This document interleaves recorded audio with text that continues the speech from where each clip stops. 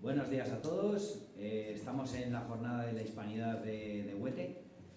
Pone jornada de la Hispanidad, pero es la primera, esperando que haya muchas. Pues esto, el año pasado, en el 2024, estando reunidos en la Fundación, se nos ocurrió un poco algo relacionado con la Hispanidad, algo relacionado con Huete, y al poco de pensarlo, de pronto vimos que en Gascueña, Cesario, junto con Patricio Lons y el coronel de Colombia, celebraron allí en Gascueña, porque él es de Gascueña, celebraron un congreso de la Hispanidad. Entonces allá que fuimos, lo conocimos, y lo que empezó siendo que iba a venir Cesario a hacer una relacionado Huete y la Hispanidad, pues nos encontramos que estamos en una jornada durante todo el día, y en esta jornada pues estará Cesario Jarabo Jordán, y escritor e historiador, don Julio Enche Morillas, abogado e investigador especializado en Derecho Indiano, y don Luis Antequera, escritor, periodista y conferenciante, que no ha venido todavía y se incorporará en un par de horas. Aparte, también tendremos desde Argentina a Patricio Lons, también un primer espada como ellos en el tema de la Hispanidad. Y bueno, pues con esto, daros las gracias a todos por venir al comienzo de esta jornada. Y bueno, antes de que comience Cesario con Huete en la historia, de la Reconquista a la conquista de América, bueno, voy a dar paso al alcalde para que, si quieres decir unas palabras, y ya podemos comenzar una vez que diga algo. Muchas gracias, Pablo. Pues bienvenidos a estas jornadas sobre la Hispanidad que hoy acogemos en el Ayuntamiento de Huete y organizadas por la Fundación Huete Futuro. Cuando plantearon la idea, pues a mí me pareció una magnífica idea. En Gascueña ya fue un éxito, pero en Huete también lo debe ser. Huete, sabéis que es una ciudad histórica con un rico pasado, con muchísimo patrimonio y sobre todo con una importancia en la historia de España, pues de las ciudades que en el centro de España tuvieron esa importancia histórica en todos los ámbitos, por la importancia que tuvo Huete. Por lo tanto, creo que viene a colación unas jornadas sobre la Hispanidad y también sobre esa relación de Huete con el tema de la Hispanidad. Y en eso pues quiero dar la enhorabuena y las gracias a la Fundación Huete Futuro, a su presidente Pablo Batanero, también al patronato que están allí detrás como controlando y observando las jornadas, y también pues por supuesto a los conferenciantes que hoy nos van a acompañar y que van a enriquecer culturalmente pues hoy la ciudad de Huete. A Cesario Jarabo, natural de Gascueña, vecino, pero escritor y historiador, que nos va a enriquecer, a Julio Enche, también a Luis Antequera esta tarde, y a Patricio Lons, que Patricio se va a conectar vía streaming, vía online. Y nada, pues que sean un éxito, que sea también una aportación más de Huete hacia la cultura y hacia, en este caso, la hispanidad, y reivindicar esa hispanidad, porque muchas veces nos quieren cambiar nuestra historia es la que es, y es de la que nos tenemos que sentir orgullosos. Huete tiene una rica historia de la que nos sentimos orgullosos, y cada vez que descubrimos aspectos de la historia de Huete por parte de historiadores o de expertos, pues nos enriquece y nos satisface tener esa importancia histórica, pues en el ámbito de Huete y por supuesto en el ámbito de nuestra nación, que es España, y esa cultura común que tenemos con América de habla hispana, pues tenemos que sentirnos orgullosos del desarrollo que se ha tenido a través de la historia, y que nuestra cultura y nuestras raíces hayan tenido la importancia en el mundo como la tuvieron a buena fin, y que hoy, pues gracias a todo ese desarrollo, pues somos lo que somos como identidad y como cultura. Así que muchas gracias a la Fundación Huete Futuro, y por supuesto muchísimas gracias a los conferenciantes, que es un placer y un honor tenerlos hoy aquí en Huete y tener esta actividad de esta categoría cultural que hoy acogemos. Gracias.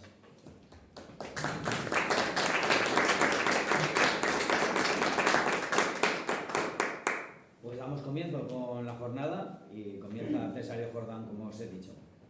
Pues muchas gracias, Pablo, muchas gracias a la Asociación Huete Futuro, muchas gracias al Ayuntamiento, muchas gracias a todos por estar aquí. Y ahora, pues, bueno, a ver si les gusta un poco lo que hemos sacado de la historia de Huete. Bueno, los primeros indicios de la presencia humana en la zona se remontan al Paleolítico inferior, siendo que hay algunos restos arqueológicos en el Cerro del Castillo que señalan la existencia de alguna población durante la Edad del Hierro y la Edad del Bronce. A la llegada de Roma se documenta un asentamiento ibérico en el Cerro de Albarfáñez, que fue la base de poblamiento romano interesada a Roma en la extracción de lapis specularis, que, como todos sabemos, es yeso cristalizado, translúcido, abundante en la zona y cuyas láminas eran utilizadas para aislar y dar luz en ventanas, así como para la fabricación de objetos decorativos y espejos, y en la construcción como elemento ornamental. Y si viajabas por ahí, por ejemplo, estoy recordando ahora que en la iglesia de Olite hay unos ventanales que, bueno, no pregunté si eran de lápiz specularis, pero tienen toda la pinta, o sea que todavía existe por ahí alguna construcción que tiene muestras de este material. La importancia que tuvo la extracción de este material queda reflejada en el hecho de que hasta el siglo IV la zona de lo que Roma llamó Opta llegó a conocer hasta 9 complejos de extracción minera, siendo que su calidad alcanzó a ser encomiada por Plinio el Viejo, que era un naturalista, como todos sabemos, de gran fama, digamos, que en su obra Naturalis Historia lo señaló como de una importancia primordial tan solo igualada por Segovia. La explotación alcanzó su punto máximo en los siglos I y II después de Cristo, coincidiendo con el mayor esplendor del Imperio Romano, pero a lo largo del Bajo Imperio se hundió la economía, lo que conllevó el cierre de la producción de artículos de lujo y con ello de las minas de lapis specularis. Tras el saco de Roma del año 410, los godos entraron en España en el año 413. Empezaba la dominación visigoda, que se perfeccionaría con el Tercer Concilio de Toledo, que el año 589 fue convocado por Recaredo y que hablaba de España, entendiéndola como unidad política organizada. Estamos hablando del siglo VI.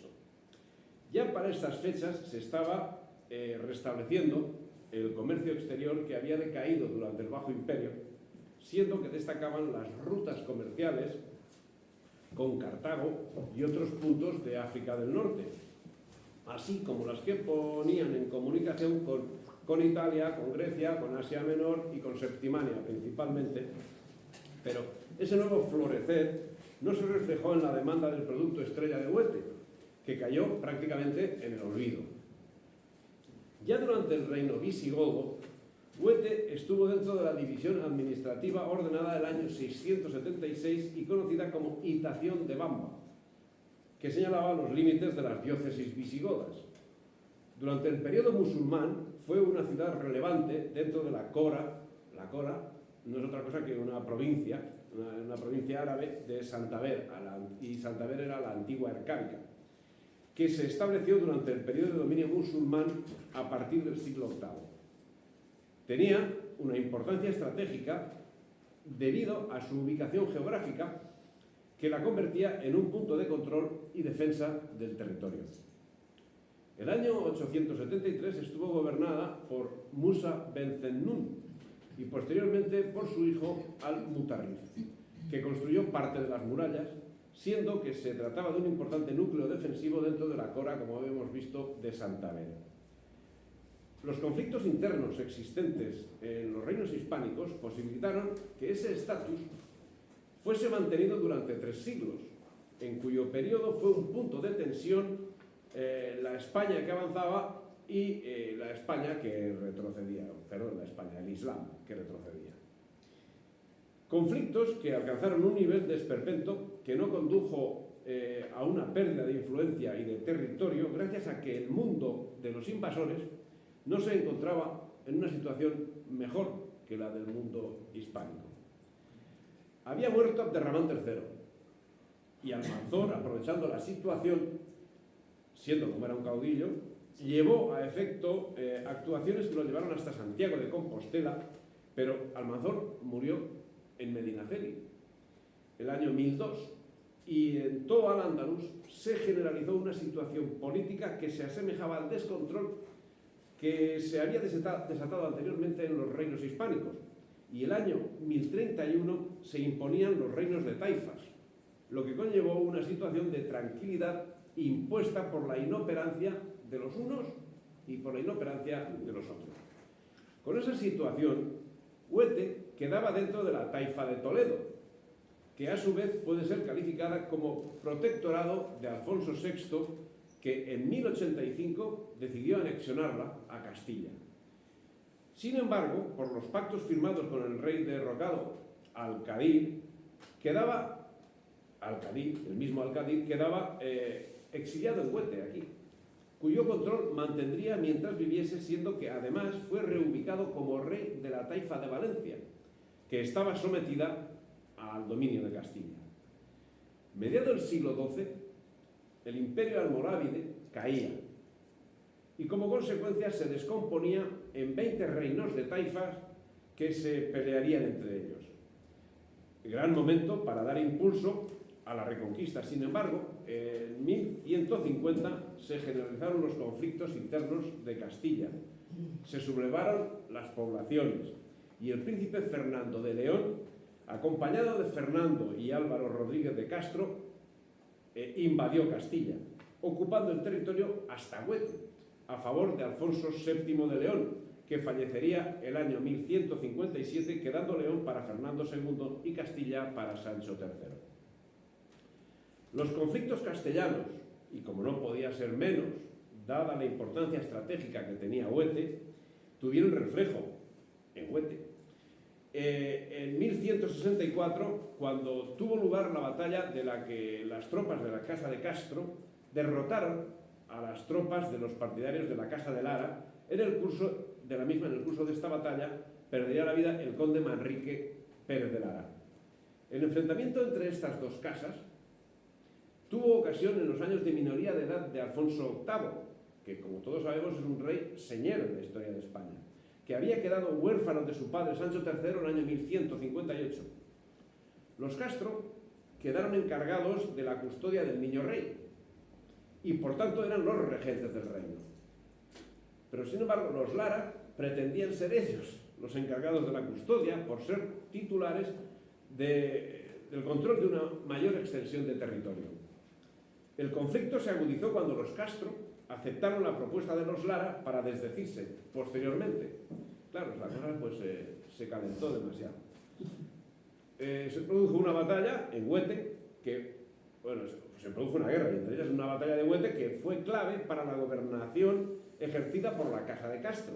Si bien Alfonso VIII hubo de padecer una cadena de conflictos durante toda su minoridad, o sea, tuvo una minoría de edad que desde luego es de esperpento.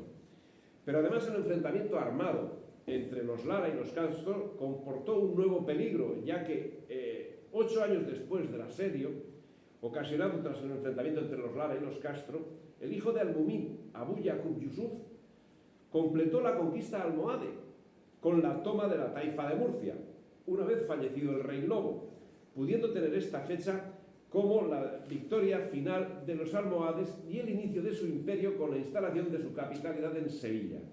Este hecho no resultaría baladí para Huete, cuando una avanzadilla del ejército almohade atacó la ciudad.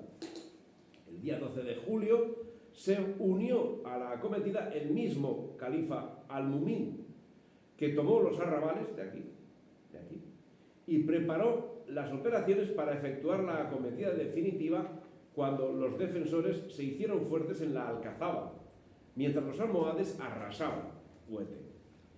Pero no reanudaron el ataque los almohades en los siguientes 6 días, durante los que sufrieron unas fortísimas tormentas que resultaron desastrosas para el campamento y beneficiosas para Huete, ya que Huete pudo hacer acopio de agua en previsión del asedio que se acabó levantándose cuando las tropas reales se aproximaban.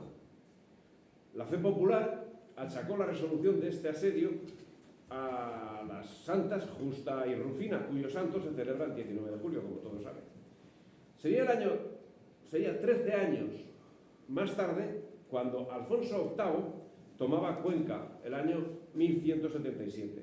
Este avance consolidó a Huete como un punto clave en la defensa de la nueva frontera, protegiendo el flanco oriental del Reino de Castilla, por lo que se llevó a efecto una mejora de sus defensas, pasando a ser centro de control del territorio, así como núcleo administrativo y militar, todo lo cual comportó la repoblación de su alfoz. Pero esta nueva situación no alejaría de Huete el fragor de la guerra, ya que los avances se compaginaban con los retrocesos. Las conquistas cristianas eran escasas y Huete fue asediada y a punto estuvo de ser tomada por los almohades. Tras la toma de Cañete, Moya, Utiel y Requena, la situación de Huete pasó a ser más tranquila y bajo el reinado de Sancho IV se requirió de las aljamas una aportación que nos deja señalada la importancia de la población judía que había en Huete en esos momentos.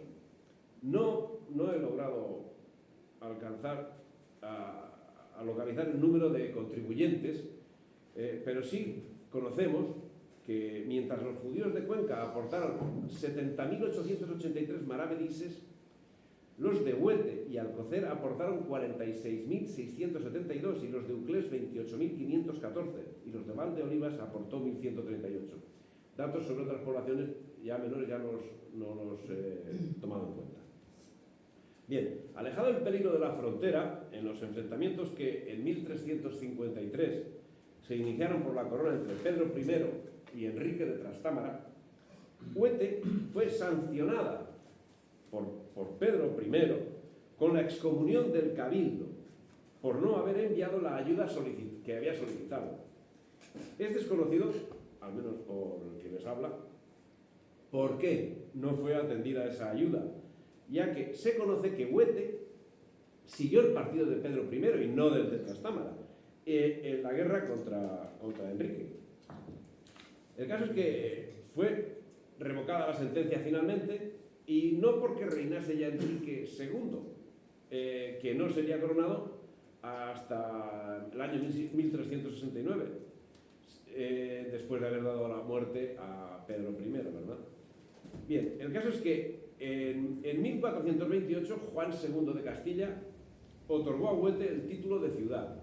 Eso es una cosa que, sin embargo, no parece que esté recogida en muchos sitios de historia. Si miramos por internet, ese dato no lo refleja. Es algo que habría que trabajar, porque tiene fecha. O sea, es una cosa que no es una cosa es el 26 de julio de 1428, Juan II de Castilla otorgó a Huete el título de ciudad. Tenemos la carta original en el archivo. Estamos pretendiendo hacer...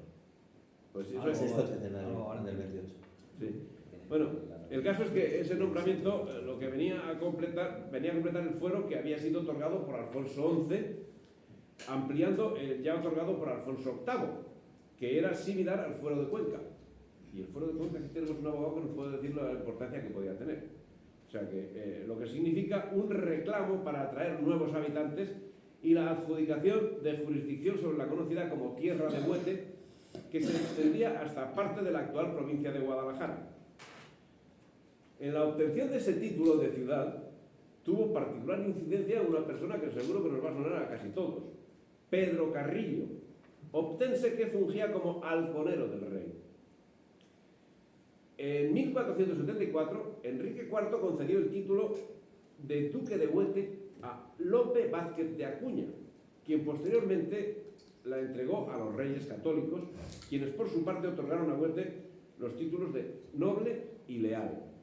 Y sin embargo, no consigo el dato que corrobore mi idea de que el castillo de Huete fue mandado derruir por los reyes católicos.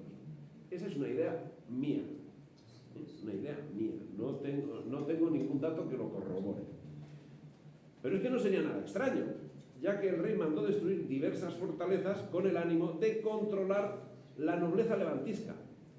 Y Lope Vázquez de Acuña se encontraba entre esa nobleza no adicta a los reyes católicos. La Reconquista había terminado para esas fechas y la función de Huete se había dirigido a otros asuntos más centrados en la economía, especialmente agrícola, pero con una importancia primordial la producción de seda y la industria textil, cuyos productos eran demandados incluso fuera de España. En base a esta prosperidad se desarrolló a lo largo del siglo XVI su urbanismo, que empezó a sumar importantes edificios religiosos y civiles, mientras que con largos periodos de crisis agrícolas comenzaba una emigración a Indias que fue sensible para la demografía obtense. Durante el siglo XVI, España estaba en ebullición. Unos ilusos habían pretendido llegar a la India navegando hacia Occidente, ¡qué barbaridad! Y naturalmente no llegaron. Se encontraron por medio nada menos que todo un continente. Y ahí la pujante sociedad obtense sentía que tenía un hueco que cubrir, aportando gentes destinadas a cubrir los más variopintos aspectos, desde soldados rasos hasta mineros o elementos principales de la administración surgida en los nuevos territorios. Más de 100 obtenses acabarían atravesando el Atlántico y algunos de ellos tendrían relevancia. Uno de ellos, Julián Gutiérrez Altamirano. Lo tenemos ahí. No, pues me he pasado. Ahí está.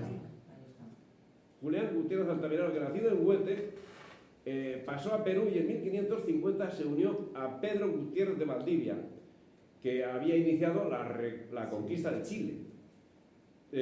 Ahí esta que sale en la imagen es la querida de Valdivia, pero que era un fenómeno, era un auténtico fenómeno. Tomó parte Altamirano en la fundación de Valdivia, de la ciudad de la que acabó siendo nombrado corregidor.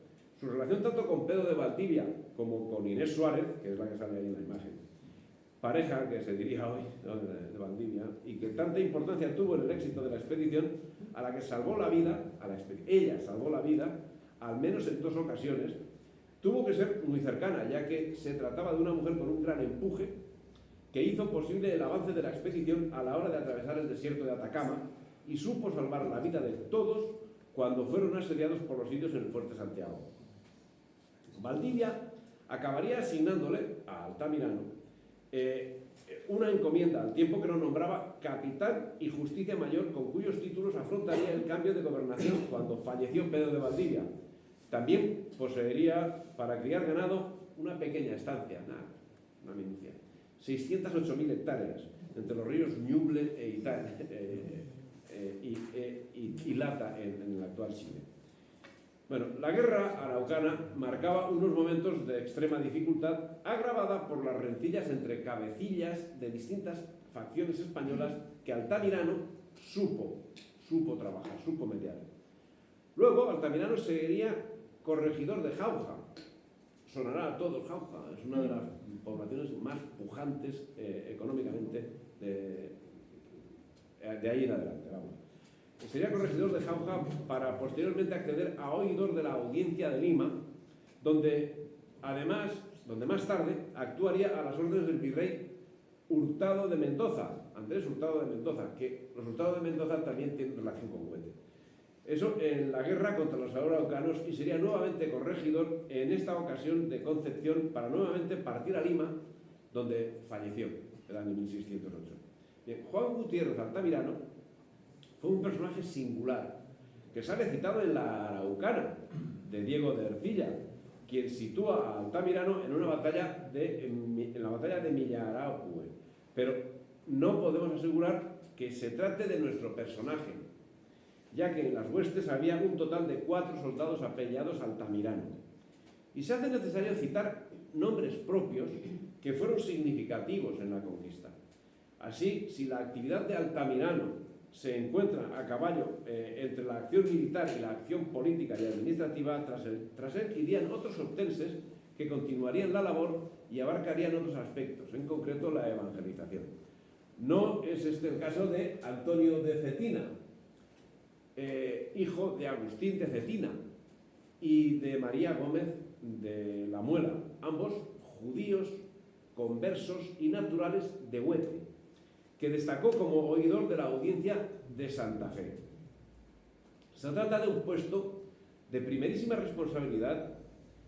La Real Audiencia de Santa Fe de Bogotá fue creada para encargarse de la administración de la justicia, así como del control del territorio, con jurisdicción sobre Santa Marta, San Juan, Popayán, Guayana y Cartagena de Indias, que no es como nombrar Peraleja, Gascueña, Tinajas, La Almeda o Villarejo. Es algo un poquito mayor. Bueno, el caso es que, puesto que desarrolló hasta 1578, cuando fue trasladado a la Audiencia de Guatemala para ejercer las mismas funciones sobre Guatemala, Belice, El Salvador, Honduras, Nicaragua, Costa Rica y Chiapas. Pues casi nada. No sería el único obtense que tuviese cargos administrativos de responsabilidad y no sería el único cristiano nuevo. Así, Juan de Santa Cruz y Gómez figura como licenciado que desarrolló en La Palma, primero en La Palma, en la isla de La Palma, el empleo de regidor y teniente general, y en Tenerife el de teniente gobernador, hasta que fue nombrado gobernador de Cartagena de Indias. Pero su actividad en 1540 le llevaría a fundar lo que hoy en Colombia es la ciudad de Santa Cruz de Mompox, al cual yo aquí ofrezco al alcalde la posibilidad de tomar contacto para hacer un hermanamiento.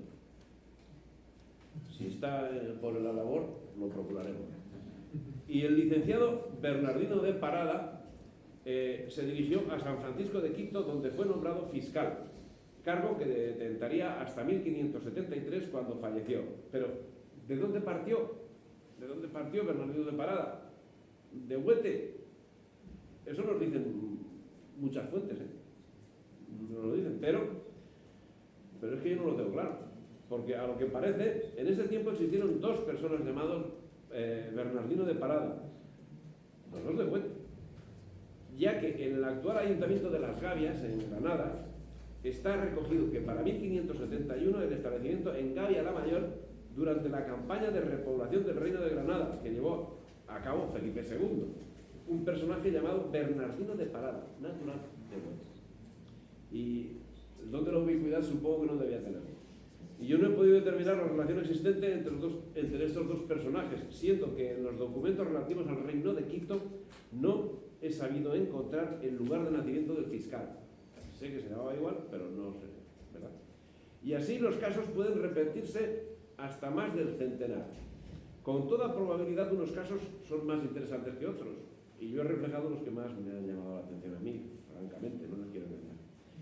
Así, si a caballo entre los siglos XV y XVI hubo en Salamanca un Juan de la Encina, poeta, músico y autor teatral, por todos conocido, podemos decir que en Huete nació en 1649 un Juan Alonso de la Encina, que destacó como escritor, político, traductor y comentarista de los clásicos, en concreto de Tácito. No era cualquiera este hombre.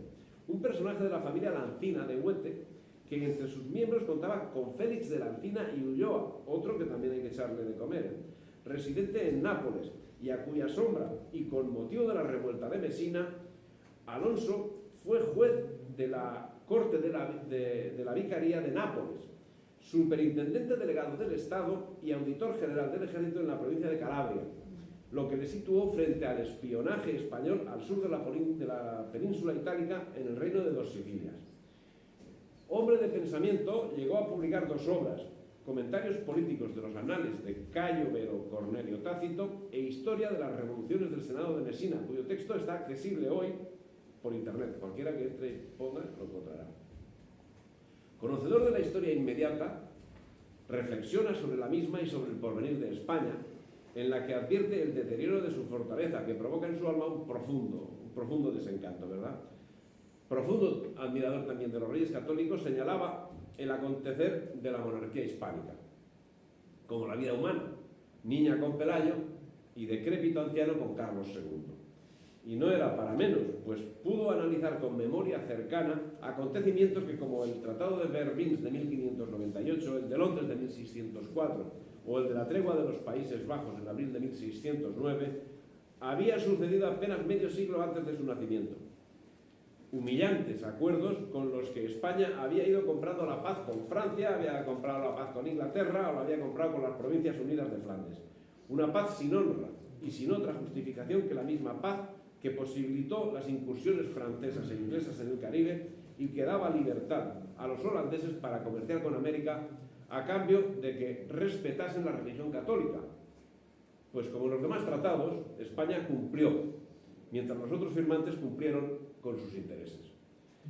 Y su pensamiento se veía reforzado porque esos tratados en la generación precedente no solo no habían revertido, sino que eran seguidos más de cerca por el Tratado de Münster, firmado en 1648, un año antes de nacer él, y que ponía fin a la Guerra de los 30 años, en la que, a pesar del triunfo del general Spínola, España sufrió en 1643 la derrota de Rocroi, que significó la mutilación sellada en la Paz de Westfalia, donde perdió las posesiones de los Países Bajos. Aún conocería situaciones que marcaban el deterioro de España. El Tratado de los Pirineos de 1659 puso fin a la Guerra de los 30 años y significó el primer zarpazo a la unidad nacional llevado a cabo por los intereses europeos. El Rosellón, el Conflent, el Vallespir serían mutilados de España y serían anexionados por Francia. Con ese bagaje, no es de extrañar su pesimismo y su calificación de España como anciano decrépito en los tiempos de Carlos II. Y tuvo suerte en morir en el año 1703, siendo regidor perpetuo de Huete. Se libró de conocer el humillante Tratado de Utrecht, firmado 10 años después de su muerte. Y si prócer de Huete puede ser considerado Juan Alonso de la Encina, ¿qué podemos decir? ¿Qué podemos decir de su pariente y protector, Félix de la Encina y Ulloa? Un hombre que nació en Huete el año 1619.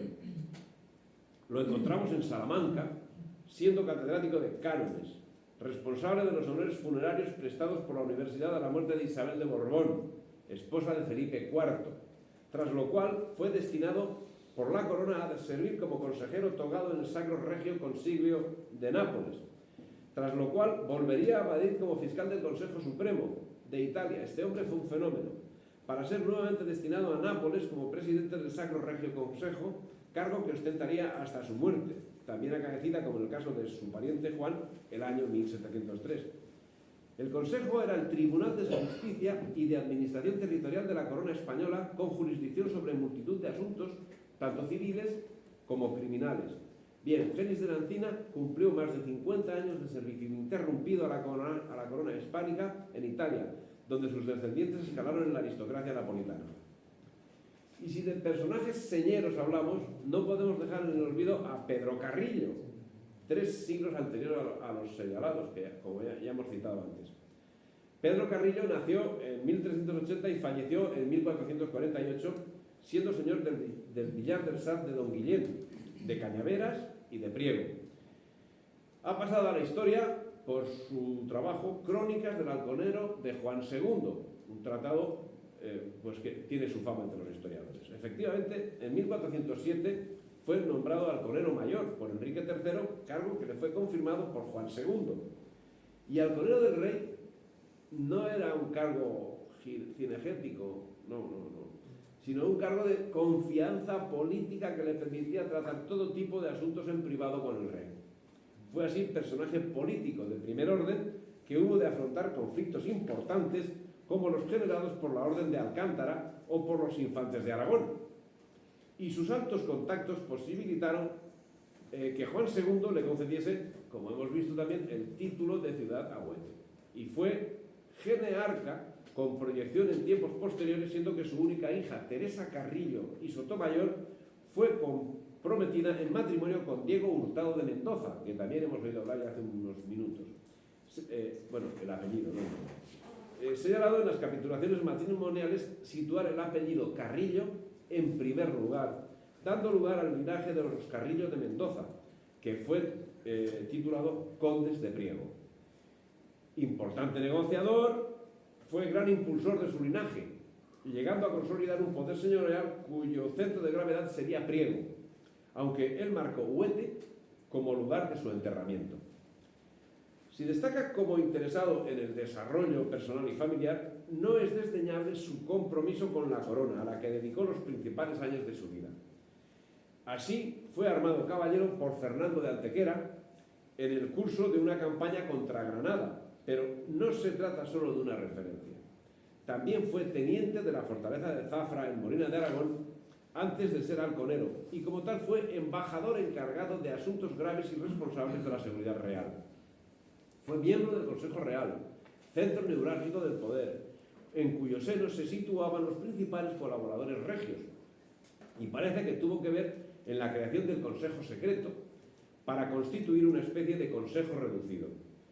Cuando en 1410 Fernando de Antequera ejercía la regencia de Castilla, se reanudó la guerra de Granada en medio de un desorden que llegaba hasta el punto que lo que marcaba Catalina, la madre del rey, era revocado por Leonor López, cortesana. Mientras llegaban noticias de la frontera con Granada, donde se informaba que los soldados estaban dispuestos a desertar por la falta de las pagas.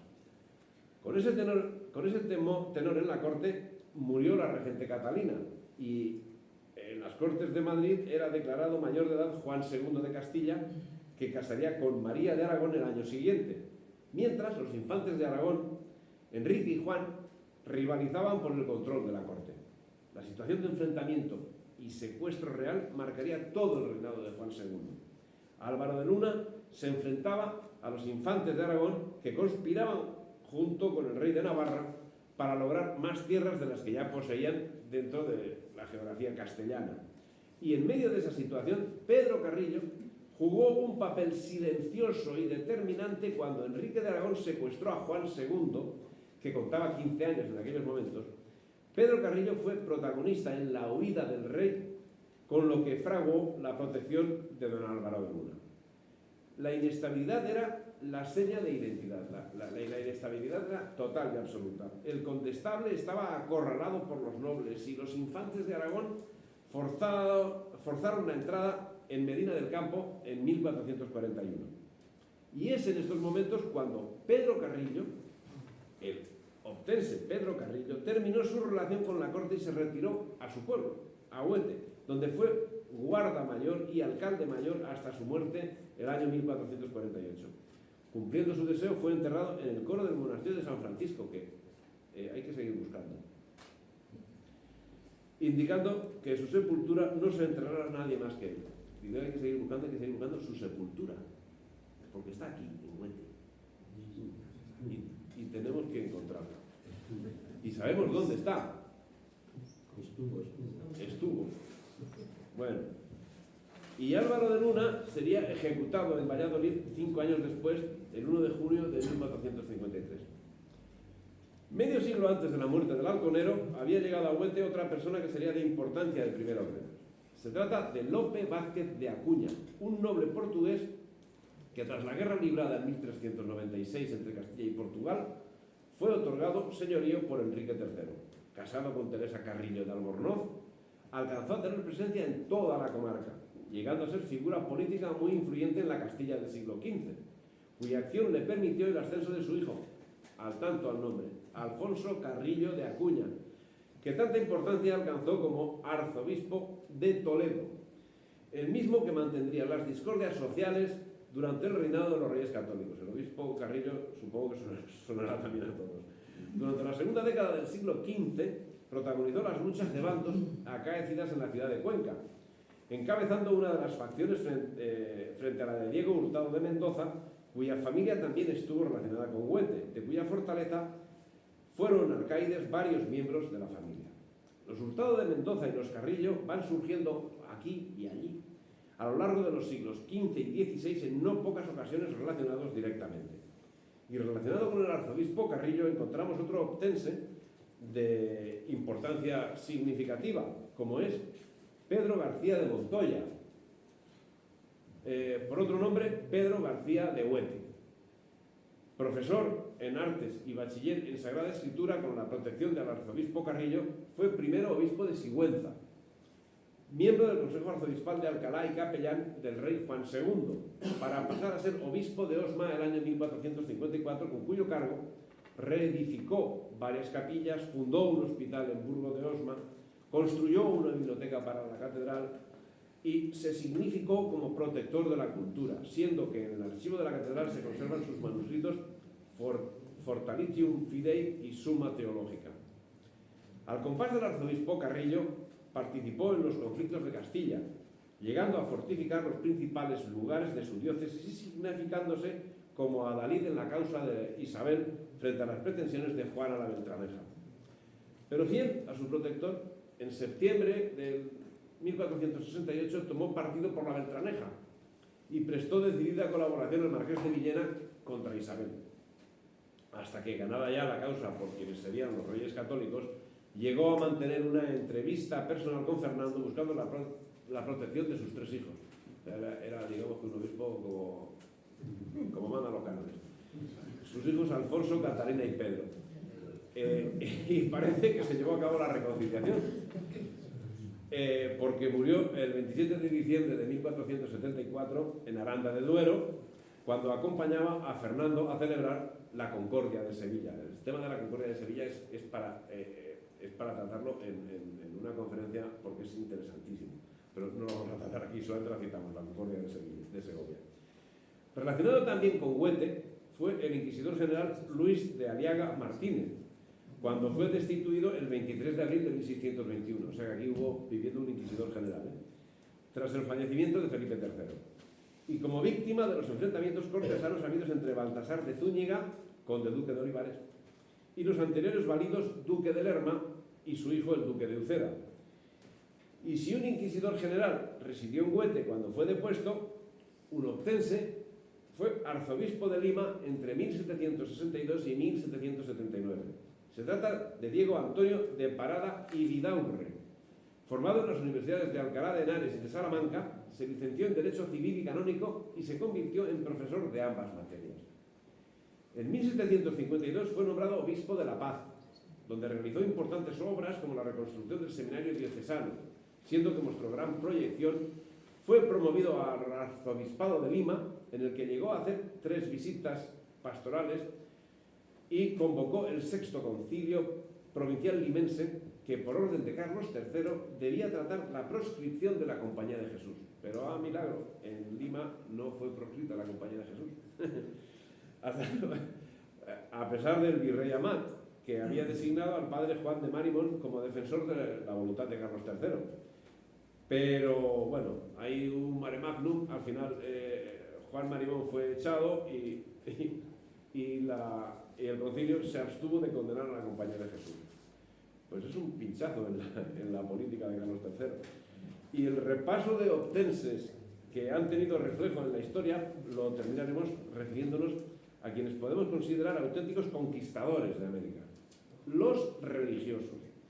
La actividad de estos héroes se inicia antes del descubrimiento. Así, en 1482 nos encontramos con los padres Juan de Zorroza y Juan de Huete, que fueron asesinados por linchamiento en Baeza como castigo por animar la fe de los cristianos cautivos. Fray Ambrosio de Montesinos nació en Huete en 1444, de padres conversos, profesor en la Orden de San Francisco y llegó a ser destacado poeta y traductor que desarrolló su función en la corte de los reyes católicos como obispo auxiliar de Cardenal Cisneros.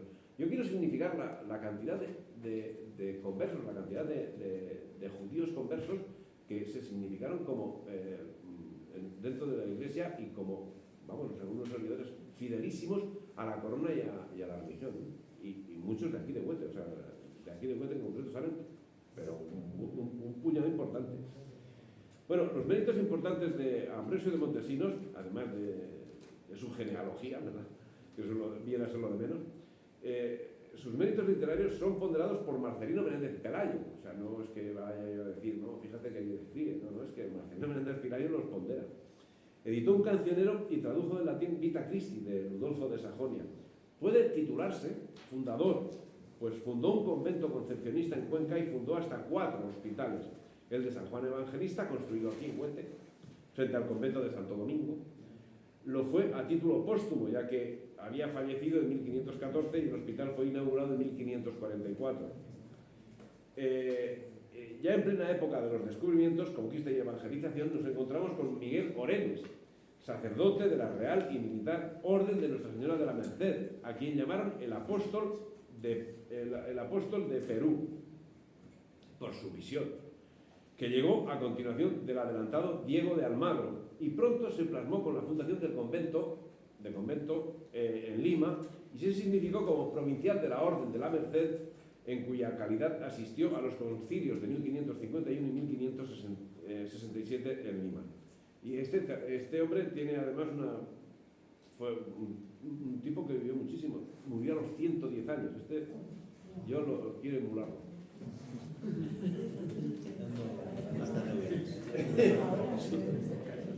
Bueno, de este mismo tiempo es Antonio de Huete o Antonio Álvarez de Toledo, franciscano, que tomó el hábito de la provincia de Los Ángeles de Sierra Morena, desconociéndose si antes había sentado plaza en el convento de Huete. Doctor en cánones por la Universidad de Salamanca, pasó a la Nueva España en 1542 y fue compañero de Andrés de Olmos. No estamos diciendo cualquier nombre, ¿eh? No estamos diciendo aquí un pelagato. No. Andrés de Olmos fue un figura, un etnógrafo y gramático de varias lenguas indígenas, dio gramática a varias lenguas indígenas, y Bernardino de Sahagún, otro historiador e iniciador de la antropología cultural. O sea, estos son cumbres. Pues bueno, pues colaborador directísimo de estos fue Antonio de Huete, y es un colaborador directísimo. Si sale como tal, es que no es que el que mandaba a barrer el portal de la... No, era un personaje. Estos franciscanos, en el cumplimiento de su misión pastoral, desarrollaron excepcionalmente sus respectivos ámbitos culturales, explorando tierras desconocidas como pioneros, controlando el buen desarrollo de las encomiendas, profundizando en el estudio de las lenguas autóctonas, siendo que Andrés de Olmos llegó a redactar la gramática de náhuatl y profundos estudios de totonaca, tepehua y huasteca, haciendo del náhuatl la tercera lengua con gramática. Tengamos en cuenta eso, que en esos momentos tenía gramática en latín, tenía gramática en castellano, y la siguiente gramática, ¿cuál fue? ¿Del inglés, del alemán? Del náhuatl. Lógicamente hecha por españoles. Redactada esa lengua, esa gramática, décadas antes de ser redactada en ninguna otra gramática europea. Estos apóstoles se volcaron en que los jóvenes indígenas aprendiesen gramática española y gramática latina, música, historia sagrada y universal, literatura clásica y filosofía, así como aspectos como la farmacología tradicional, la historia y la sabiduría de Mesoamérica. E insisto, esto se le enseñaba a los indios. En América, esto se le enseñaba a los indios. También destacan los hermanos Zurita. Fernando, jesuita, destacó con sus predicaciones en Perú a las órdenes del padre Diego Bracamonte, y lo hizo después de haber aprendido su lengua, el quichua, lengua franca de los Andes, con la que atendió la escuela pública que junto a su hermano Alonso de Zurita, también jesuita y también políglota, crearon en Lima el año 1574. Estoy diciendo que se hacían estas escuelas para enseñar a los indios, y se enseñaba a los indios en su lengua nativa, en español y en latín, y salieron formados, salían abogados, salían curas, salían de los naturales. Cosas que la leyenda negra contra España, que todos tenemos asumida hasta el tuétano, desconoce. Y hechos concretos que desmontan esa leyenda negra son los llevados a cabo por los hermanos Zurita, que contra lo que pueda pensar alguien, no son una excepción, sino una norma marcada por las leyes de Indias, de la que luego nos hablará nuestro amigo Julio.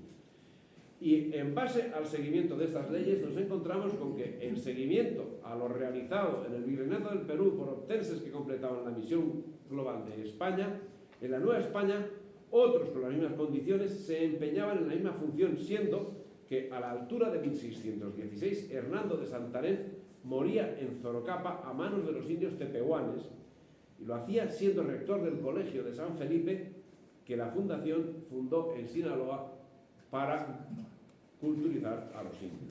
Su hermano Gregorio quedó en la península, donde fue alcalde mayor de Salamanca y oidor de la Real Chancillería de Granada. Más religiosos hortenses se significaron en las tareas de conquista, más, y evangelización de América, más, y siendo de Huete, la posibilidad de tratarse de mercedarios es más que notable.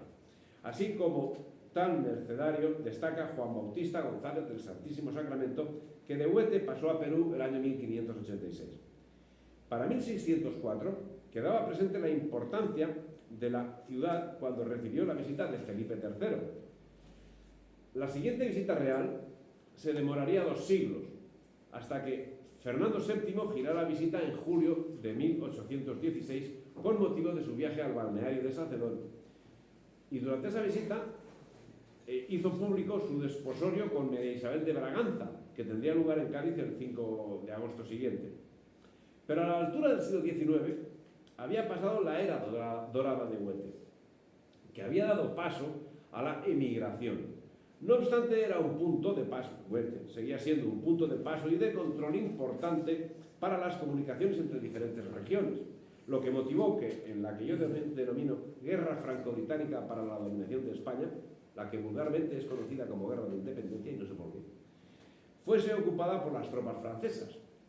El mando francés había formado una cadena de puestos ocupando las localidades de Molina de Aragón, Brihuega, Huete y Tarancón, desde donde podían mantener dichos puntos comunicados y con capacidad de reunirse con una cierta facilidad y si así lo necesitaba alguna de esas localidades. Sin embargo, en 1810, Huete desoyó la orden recibida del gobernador militar reclamando la comparecencia de soldados retirados, y ya en 1812 se hizo pública la extorsión a que fueron sometidos los conventos, que se concretaba en que, tras haberlos saqueado, les reclamaban todos los productos que rindiesen las rentas y propiedades de cada convento. El convento de Santo Domingo fue utilizado como cuartel y caballerizas por las tropas francesas, sufriendo gravísimos daños. Pero no acabaría ahí su penuria, ya que sufrió de manera directa el expolio y la persecución religiosa que padeció toda España en base a la Real Orden de 10 de abril de 1821.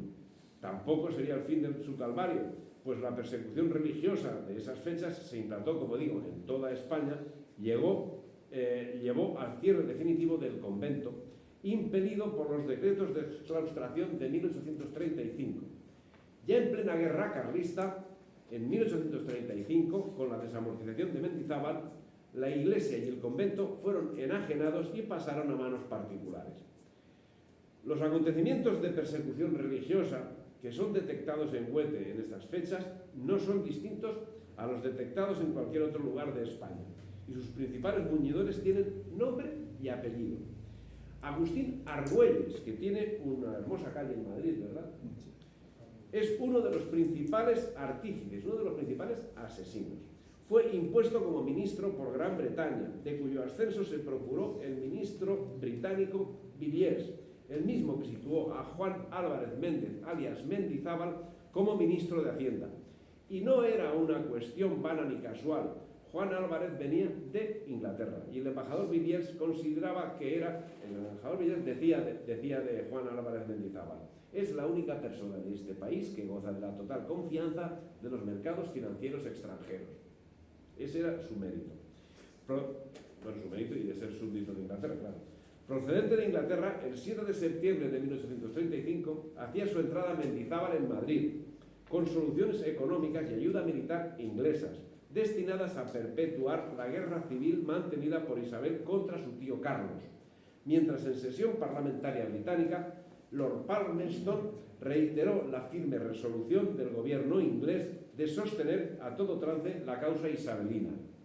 Y el precio por esa ayuda sería pagado con lo obtenido por la desamortización que llevaría a cabo de los bienes de la Iglesia, y la llamada Junta de Demolición convirtió los conventos en cuarteles y en plazas, ocasionando un incalculable destrozo de valores históricos y artísticos.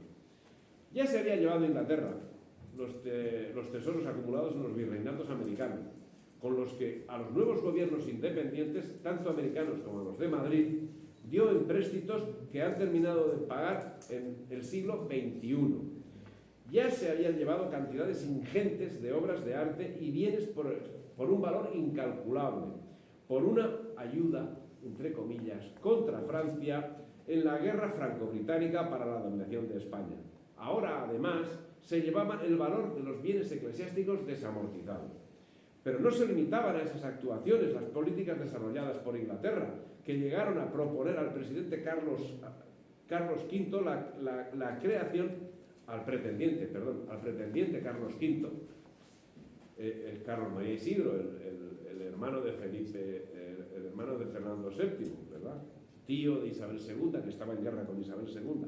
Pues llegaron a proponer al pretendiente Carlos V la creación de un Estado independiente que comprendiese las provincias vascongadas y Navarra.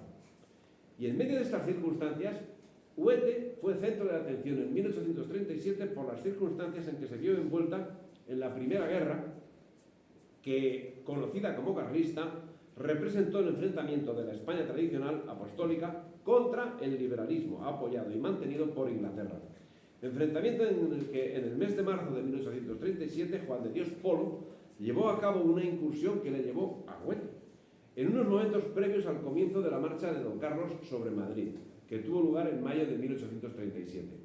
Huete, que por esas fechas contaba con 2.600 personas, habitantes, entraría nuevamente en las acciones de guerra en septiembre de ese mismo año, cuando los ejércitos apostólicos avanzaban victoriosos, tomando multitud de poblaciones, entre las que se encontraba Huete, que fue tomada durante el mes de septiembre por Ramón Cabrera, y a su ejército se unió un nutrido grupo de voluntarios.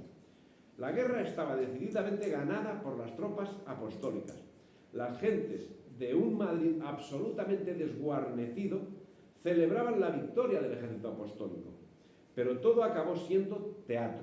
El 12 de septiembre de 1837, Carlos María Isidro ordenó la retirada. El motivo: había acordado con la regente María Cristina la boda de su hijo con Isabel II. Finalmente, María Cristina no cumplió su parte del acuerdo y el pretendiente traicionado continuó la guerra hasta 1840.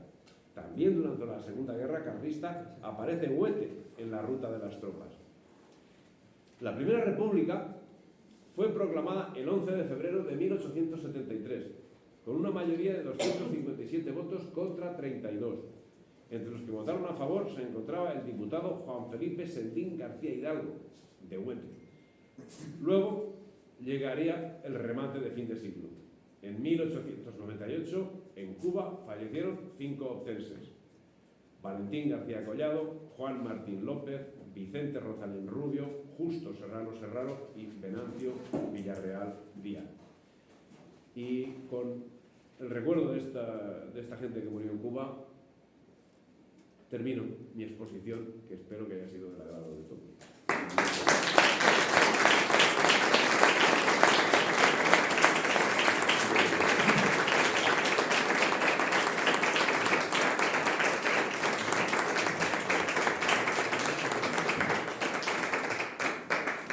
Muchas gracias, Cesario. Bueno, espero que os haya gustado tanto como a mí. Ha estado fenomenal.